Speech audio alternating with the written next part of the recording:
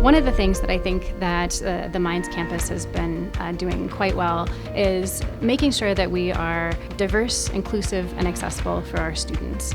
The Labriola environment, the whole complex itself, will really lend to that. The students will be kind of continuing on teams in the rest of their career. So being able to engage with team members, being able to innovate and collaborate with others who may be of the same discipline, who may be of different disciplines, that's going to lend really well to the professional skill set that the students are developing. I think training young people to be broad thinking, broad-based problem solving is essential for the good of humanity moving into the future. The combination of design thinking, entrepreneurial thinking, and systems thinking allows students to dynamically reconfigure their solution approach, following problems where they lead rather than forcing a solution onto the problems experienced in the world. We are really excited about being able to walk prospective students through the Labriola Innovation Hub.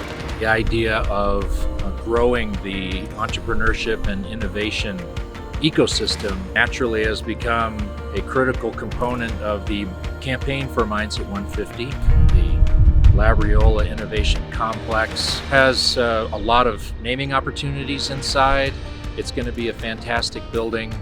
The entryway, we're going to walk into a cafe area. So it actually was a very important and intentional part. The first area you walk into, it's very open, it's very welcoming, and you get a sense of the two-story aspect of the building from in there.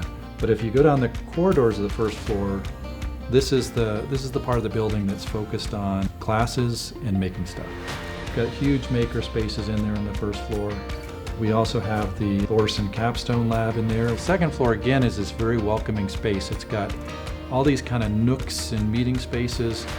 They can go from a conference breakout room with whiteboards and do some concepting, right on over to the 3D printing lab and print, prototype their concept, share it with stakeholders, reconceptualize it, go over to a computer, update the CAD model, print it again. So the ability to move fluidly among spaces really allows students more dynamically engage the learning process. Not only hands-on, but hands-on in whatever modality the project demands at the moment. With E&I, the big thing that I learned with entrepreneurship is kind of the systematic approach. It's so much more about interfacing with people and doing interviews and meeting stakeholders, and it's so much more people-focused than I would have ever thought. We're strongly encouraging people. I want to emphasize the point that if you want to innovate in the nonprofit area, or in government, or in any type of organization, that's just as important as starting your own startup.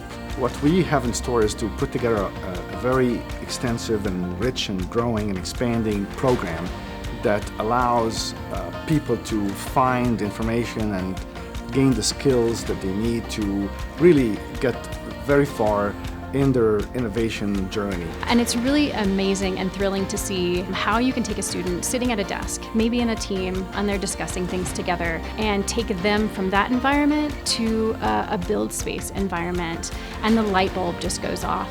And I'm so excited to see how many light bulbs we can get to tick off as soon as we open up the space and invite them in to this amazing space that they're going to have access to. It was really exciting. We've spent months up to this point designing the building and getting input from students and faculty, and it's going to really transform the campus.